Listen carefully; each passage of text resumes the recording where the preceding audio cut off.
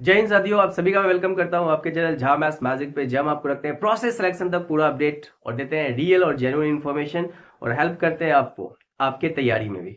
आज का ये पूरा वीडियो जो है ना, हम बात करेंगे एसएससी जीडी। एसएससी जीडी में जो नोटिफिकेशन निकल के आ रहा है, बहुत सारे बच्चे फॉर्म भरना शुरू भी कर दिए हैं। आई होप कि आप भी करे होंगे या करने का सोच रहे हैं। लेकिन फॉर्म तो आप भर लीजिएगा, लेकिन आपको इस वीडियो में आज पूरा बताएंगे कि कैसे आप इस एग्जाम को क्रैक कर सकते हैं। किन किन बिंदुओं पे अगर आप ध्यान रखते हैं तो कम समय में आप अच्छी तैयारी करके चीजों को बढ़िया कर सकते हैं।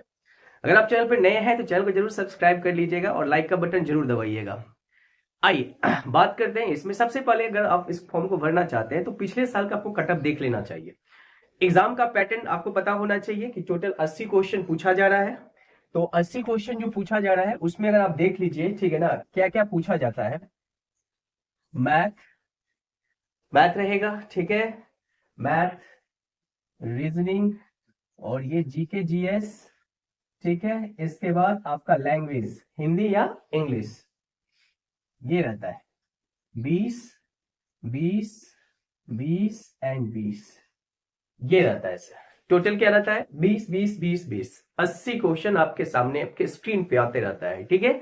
और इस 80 क्वेश्चन में अगर आप 60 प्लस कर देते हैं तो आपका जो है ना सर, बहुत ही शानदार परफॉर्मेंस माना जाता है, ठीक है। लेकिन मेरा मानना है कि अगर आप 60 प्लस करना है आपको तो कैसे करोगे? क्या हम पूरे सिलेबस को उठा के पढ़े तो पता चलेगा कि पढ़ते ही रह गए? आज हम आपको बताएंगे कि ऐसे 3 बिंदु है जहां पे अगर आप फोकस कर सकते हैं, जहां पे आप 100% स्कोर कर सकते हैं। अगर वहां पे आप थोड़े से समझदारी से मेहनत किए और सही मेंटर को पकड़ के काम किए तो डेफिनेटली आपका सिलेक्शन होगा।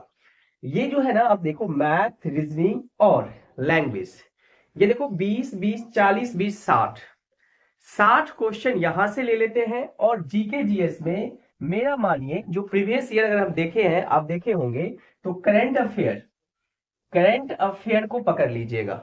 करंट अफेयर को पकड़िएगा क्योंकि उससे क्वेश्चन बनेगा और बढ़िया बढ़िया बनता ही है। देखे ना, किसी किसी सेट पे तो आप देखे होंगे कि कितना ज्यादा करंट अफेयर पूछता है। तो करंट अफेयर, कॉन्स्टिट्यूशन, ठीक है, भारतीय संविधान, क्योंकि यहां पे ज्यादा फेरबदल नहीं होता है। इसके बाद ज्योग्राफी, इंडिया और उसके जो नेबल कंट्री है या नेशनल लेवल पे जो है ये। अगर इधर से ये 3 आप पकड़ लेते हैं, इस 3 पे फोकस करते हैं, इधर मैथ, रीजनिंग और हिंदी पे कर देते हैं, तो भाई मेरा बात मान लेना, ठीक है ना। अगर तुम चाहते हो ना इसमें से कोई भी, ठीक है ना, उसमें तुम्हारा होने वाला है। सबसे शानदार जॉब सीआईएसएफ का होता है, ठीक है ना। इसका कट ऑफ हाई भी जाता है तो ये भी आपको मिल सकता है। लेकिन ये होगा कैसे?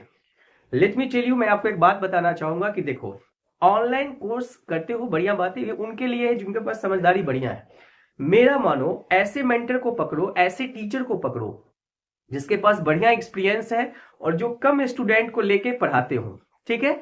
भीड़ में पढ़ोगे तो नहीं होगा। क्यों नहीं होगा? क्योंकि 2 बातें हैं यहाँ पे, ठीक है, 2 बातें हैं यहाँ पे। एक है स्पीड, स्पीड चाहिए आपको। इस एग्जाम में आपको स्पीड चाहिए, हर हाल में चाहिए स्पीड, ठीक है। इसके साथ साथ एक्यूरेसी भी चाहिए, एक्यूरेसी भी चाहिए, दोनों चीजें चाहिए, स्पीड और एक्यूरेसी दोनों चाहिए। और आपको अगर मैथ बनाने आ रहा है, रीजनिंग बनाने आ रहा है, डजेंट मैटर। इसका मतलब ये नहीं कि आपका स्कोर 70 हो जाएगा, 65 हो जाएगा, 66 हो जाएगा, नहीं होगा। क्योंकि स्क्रीन पे जब क्वेश्चन आएगा और टाइम का जो टिक टिक टिक टिक करने लगेगा तो आपको पता ही नहीं चलेगा कि समय कब बीत गया। क्वेश्चन इजी होता है, भाषा में आपको फंसाएगा। तो आपको चाहिए एक ऐसा टीचर जो आपके साथ बैठ के उस भाषा पे आपको पकड़ बनाए और आपको बताए कि देखो एग्जाम हॉल में ऐसे प्रश्न को ऐसे करना है, ठीक है। एग्जाम हॉल में जब प्रश्न पूछे मैथ का, रीजनिंग का, तो उसको पूरा प्रोसेस ना करके उसको अगर हम चाहें तो ऑप्शन से बना सकते हैं, ठीक है। उसको अगर हम चाहे तो अपने बुद्धि लगा के उसको जल्दी बना सकते हैं। हाँ, ये बात सही है कि कंसेप्ट बढ़िया होना चाहिए। तो ऐसे टीचर को आपको पकड़ना होगा जो आपको कंसेप्ट के साथ साथ स्पीड भी बताए कि कैसे आप जल्दी कर सकते हैं। क्वेश्चन का लेवल ज्यादा डिफिकल्ट नहीं होता है, ठीक है। क्वेश्चन इजी ही होगा लेकिन भाषा में फंसा देगा। क्योंकि देखो जो स्टूडेंट फॉर्म भरते हैं, ठीक है ना, इस सब का बोलते हैं एसएससी जीडी का जो फॉर्म भरते हैं, उनका अपना एक लेवल होता है, उसी लेवल का वो क्वेश्चन पूछता है, थोड़ा सा भाषा में जो है ना फंसा देता है। तो अगर आप चाहते हैं इसको क्रैक करना तो आपको क्या करना चाहिए? कोई भी टीचर जिनके यहाँ मान लो कि 25-30 का बैच चलता हो, वहां पे जाके आप जरूर एडमिशन ले लो। उनके पास एक्सपीरियंस होना चाहिए और उनके पास सब्जेक्ट का पकड़ होना चाहिए। ठीक है, उनको पता होना चाहिए कि एग्जाम में क्या आ रहा है, कैसे अप्रोच करना है, आपको स्क्रीन पे क्वेश्चन आएगा तो कैसे अप्रोच करना है। और ऐसे करके उनके साथ बैठ के अगर आप 40-50 सेट बना लेते हो तो मेरा मानना, ठीक है, मेरा मानना है कि आपका स्कोर 60 प्लस को छोड़ दो, अगर मेहनत करोगे तो 70 प्लस में जा सकता है। 70 प्लस स्कोर का मतलब मेरा यह नंबर नहीं है, नंबर ऑफ क्वेश्चन है, ये बात समझ लीजिए। हम 80 क्वेश्चन है ना, 70 क्वेश्चन तुम सही कर सकते हो। 70, अगर अभी से तुम चाह दोगे तो 70 क्वेश्चन सही कर सकते हो। ठीक है, मैथ और रीजनिंग एक दो ऐसा पॉइंट है जहां पे आप 100% स्कोर कर सकते हैं। अगर सही से आप तैयारी करिएगा तो 100% स्कोर कर सकते हैं। अभी कुछ लोग क्या करेंगे कि जीके जीएस में पूरा दम लगा देंगे, मत लगाओ दम।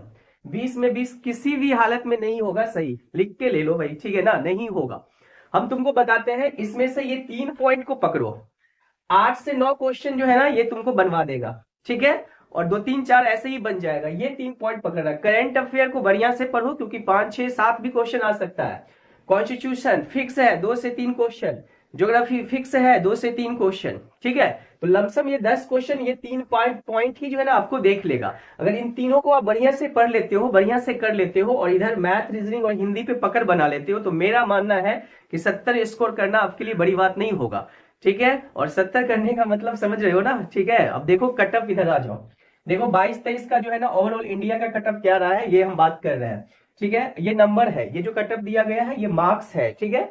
नॉट नंबर ऑफ क्वेश्चन सही हुआ है वो नहीं है, ये अंक है। तो आपको पता ही है 160 मार्क्स का था एग्जाम, 80 नंबर का होता है ना, 80 दूना 160।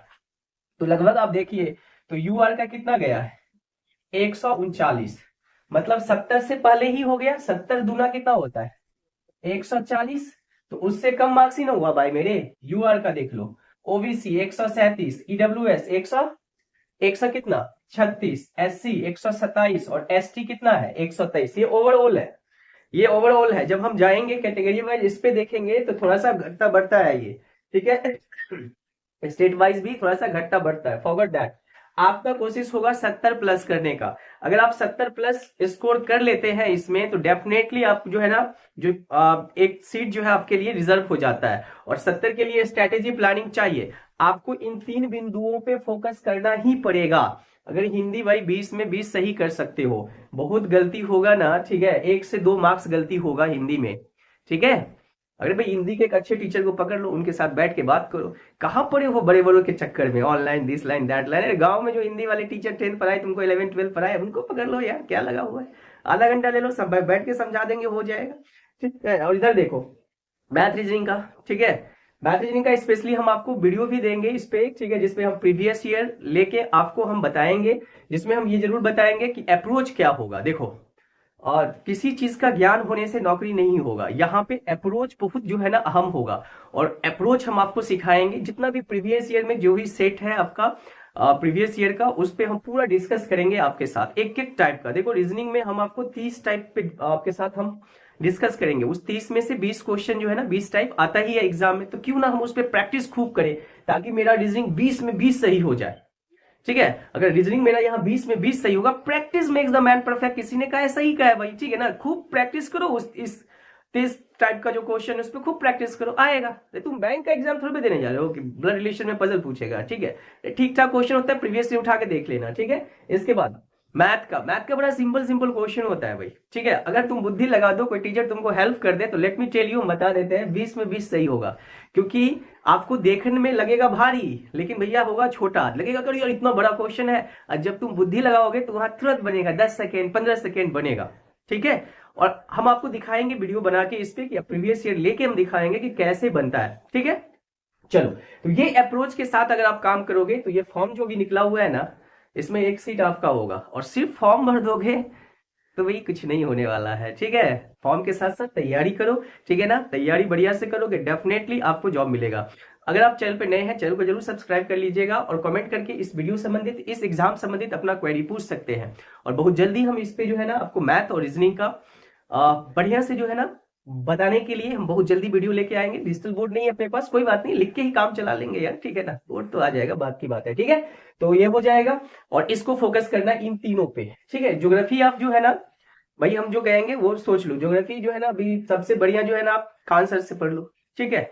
उनका वीडियो मिल जाएगा यूट्यूब पे, सबसे अच्छा ज्योग्राफी वही पढ़ाते हैं, मैप से पढ़ना ज्योग्राफी, ठीक है। कॉन्स्टिट्यूशन खुद से कर लो भाई, ठीक है ना। कॉन्स्टिट्यूशन में देखिए ना, पिछले साल का पूछ रहा था मौलिक कर्तव्यों की संख्या क्या है, अधिकारों की संख्या क्या, कितना इजी इजी पूछ रहा था, ठीक है। इसके बाद करंट अफेयर तो पढ़ना पड़ेगा। पढ़ना में आपको ध्यान रखना होगा कि आपके लिए कौन सा करंट अफेयर है। अब यूपीएससी वाला करंट अफेयर लेके बैठ जाएगा तो पता चलेगा हो ही रहे, ठीक है ना। तो आपको करंट अफेयर में भी ध्यान रखना होगा आपके लिए किस तरह का है। कैसे समझ में आएगा, जब प्रीवियस ईयर जो है ना आप देखेंगे उसमें किस तरह का करंट अफेयर पूछा है, उसके अकॉर्डिंग आप तैयारी करिएगा तो डेफिनेटली यू विल गेट, ठीक है, जो आप चाहिए आपको मिलेगा।